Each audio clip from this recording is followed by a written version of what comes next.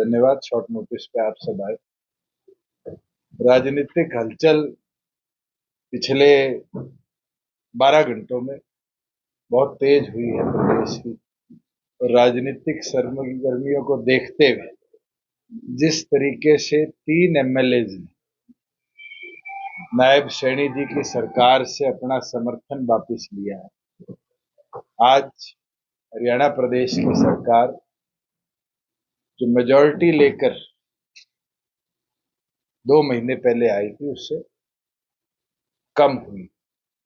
नैतिकता के आधार पर मुख्यमंत्री को या तो अपना बहुमत पेश करना चाहिए या इस्तीफा देना चाहिए।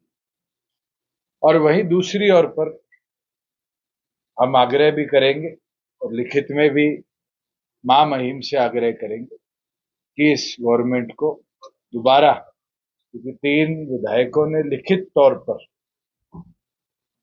अपना इस्तीफा राज्यपाल को भेजा है, राज्यपाल भी सरकार को मेजॉरिटी प्रूव करने की डायरेक्शन दे, क्योंकि आज 2 विधायकों ने विधानसभा की मेंबरशिप से इस्तीफा दिया है।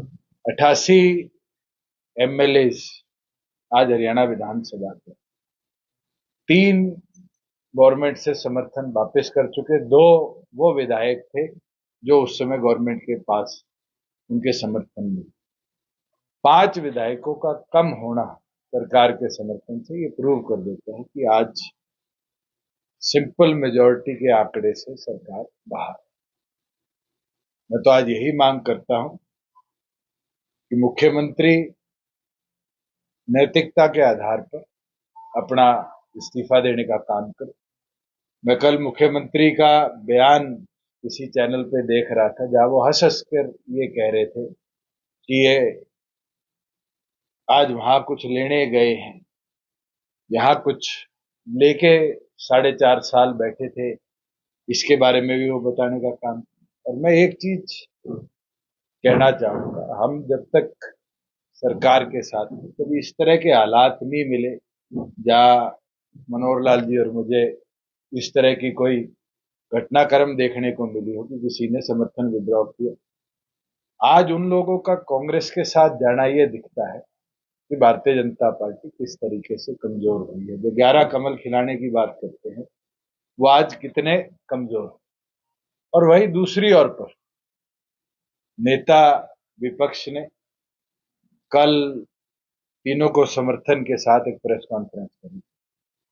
मैं उनको भी कहना चाहूंगा कि आज जो गणित बनता है उस गणित के अंदर जब अल्पसंख्यक में सरकार है, अगर कदम उठाया जाए कि इस सरकार को ड्यूरिंग इलेक्शंस घेरा जाए तो हम इस पर पूरी तौर पर विचार करेंगे कि बाहर से इस सरकार को घेरने के लिए उनका समर्थन। अब ये कांग्रेस को सोचना पड़ेगा कि क्या भारतीय जनता पार्टी की जो आज सरकार सत्ता में है इसको घेरने के लिए वो कोई कदम उठाने का काम करेगी। बीजेपी के भी विधायक 5 विधायक उनके साथ ऐसा दावा करते हैं। जब तक विप की ताकत है और जब तक नंबर्स हमारे पास है, वोट तो सबको विप के आदेश अनुसार करना पड़ेगा। और इसका विवरण तो आपने मेरे ख्याल से जब इस सरकार का गठन हुआ था उस दिन देख लिया। तो उस दिन भी हम तो पूरी तौर पर स्पष्ट है कि इस सरकार को घेरने की कदम। लेकिन खुले तौर पर वो कार्यक्रमों में जा रहे हैं। जोगीराम ऑलरेडी नोटिस इशू किया गया है, एक प्रोसीजर है विधानसभा का जिसके अंदर नोटिस इशू कर पहले जवाब मांगा जाता है। अगर जवाब ना दिया जाए तो फिर स्पीकर को लिखित में उनकी सदस्यता रद्द करने के लिए कदम उठाने के लिए कहा जा सकता है। 3 विधायकों को इशू किया गया है और तीनों ने अभी तक कोई रिटर्न रिप्लाई नहीं किया। उनकी विजुअल्स भी हैं, उनकी पिक्चर्स भी हैं, उनके पोस्टर्स भी हैं, और जो उचित कार्रवाई जननायक जनता पार्टी ने करनी है आने वाले दिनों में बिफोर पोलिंग हम अपनी ओर से करेंगे। ऐसा कोई ऐसा है कि कोई डिफेक्शन हो सकता है बीजेपी?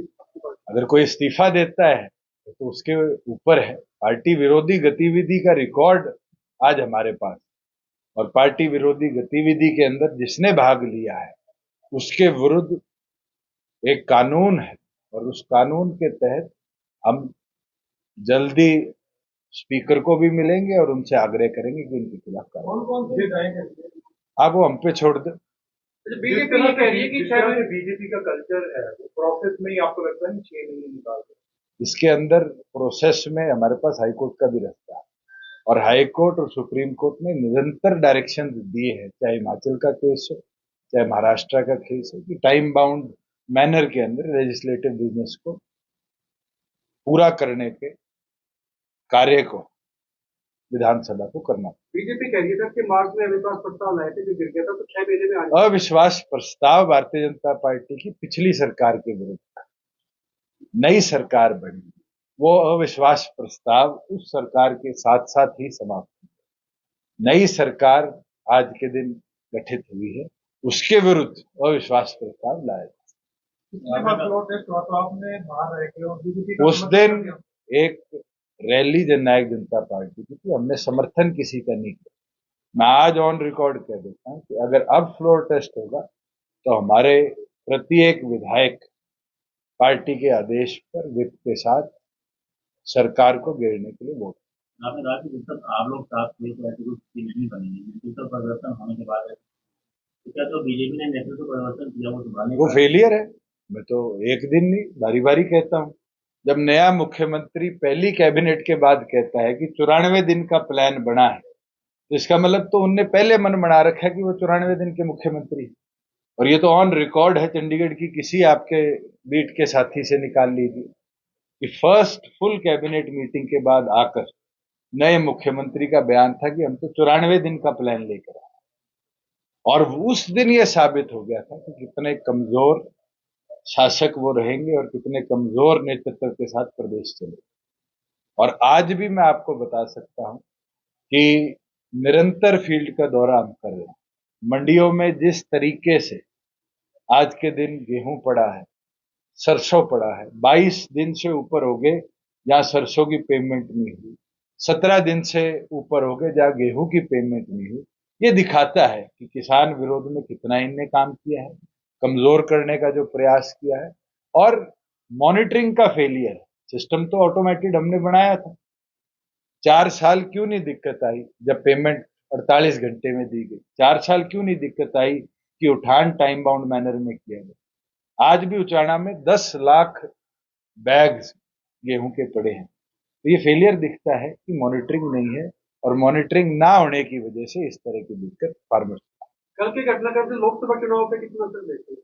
कि बहुत असर है, और जनता का मूड भी बदला है। और मैं तो फिर दोबारा कहूंगा कि जो गर्मी में पारी है, चाबी की बारी है।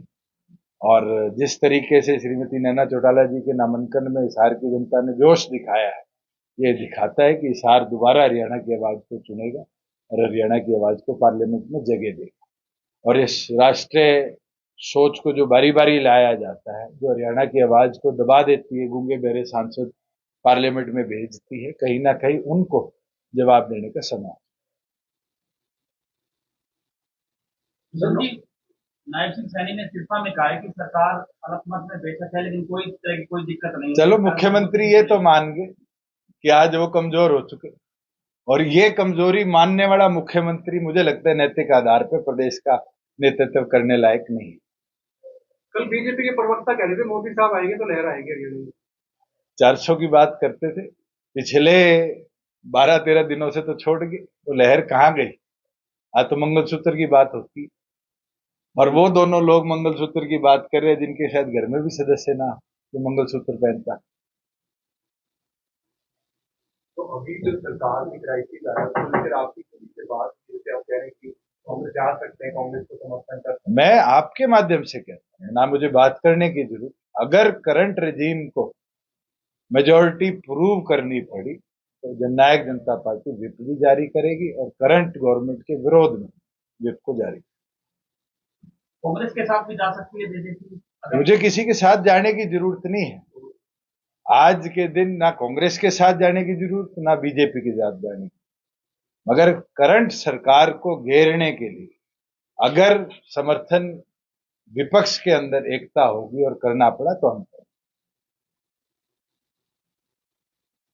लेकिन हरियाणा के पूर्व मुख्यमंत्री मनोहर लाल कह रहे हैं कि दूसरे मतदाता की हालत 16 फिल्म के जेलर जैसी होती है, आधे उधर चले गए आधे। चलो आधे इधर है आधे उधर है, जिस दिन विप होगा 10 के 10 लाइन में खड़े दिखाऊंगा।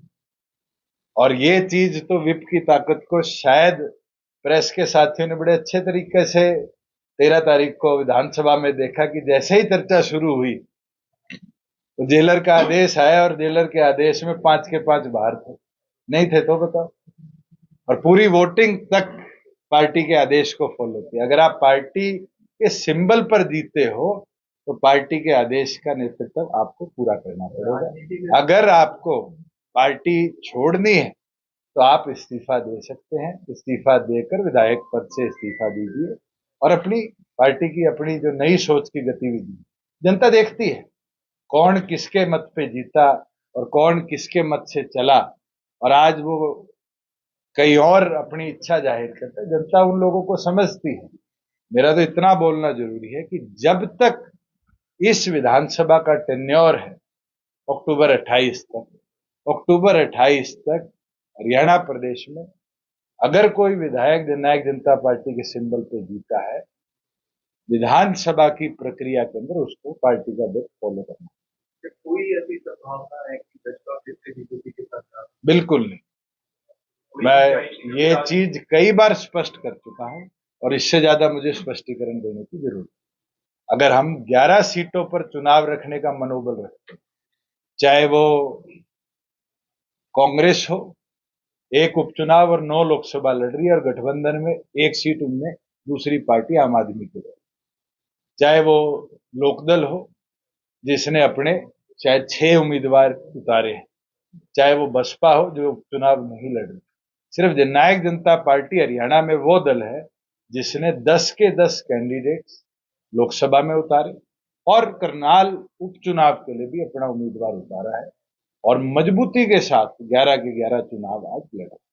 हिसार में सर कौन सा मुकाबला मानते कौन से पार्टी के साथ? आज के दिन तो मैं मानता हूं कि श्रीमती नैना चौटाला जी आगे है।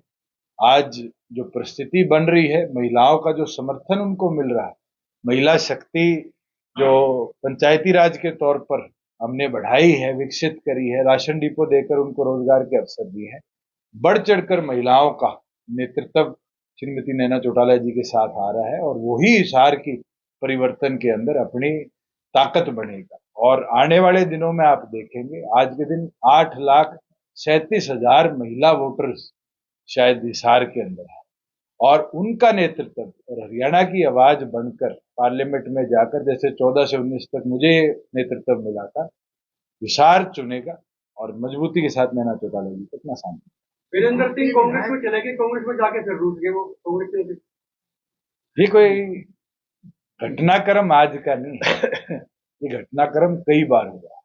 कांग्रेस आई, कांग्रेस, बीजेपी, कांग्रेस और अब फिर रूस से बैठे हैं। ये दिखाता है कि राजनीतिक तौर पर कितने कमजोर वो और ये दर्शाता है कि आने वाले भविष्य में उचाना जैसे वो बारी बारी मेरे को बजा रहे थे, उनको बजा के छोड़ दो। जिस तरीके से आपकी पार्टी को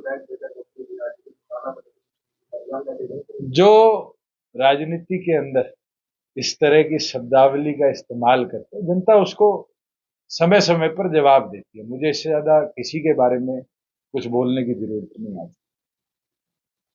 विधायक योगीराम जी हैं, वो कह रहे हैं कि आप एक परिवार की पार्टी बनकर आए। हाँ, जननायक जनता पार्टी एक परिवार है। अमित भी मेरे परिवार का सदस्य है, अजीत भी मेरे परिवार का सदस्य है, डॉक्टर बांगड़ भी मेरे परिवार का सदस्य है। जब वो टिकट लेने आए तो वो हमारे परिवार का पटका पहन के हमारे सदस्य बने। आज क्या विषय बना कि वो परिवार से अलग हो रहे। रीजनल पार्टी कोई कोऑपरेटिव बिजनेस नहीं है या कोई आज के दिन ब्यूरोक्रेटिक पार्टी नहीं है।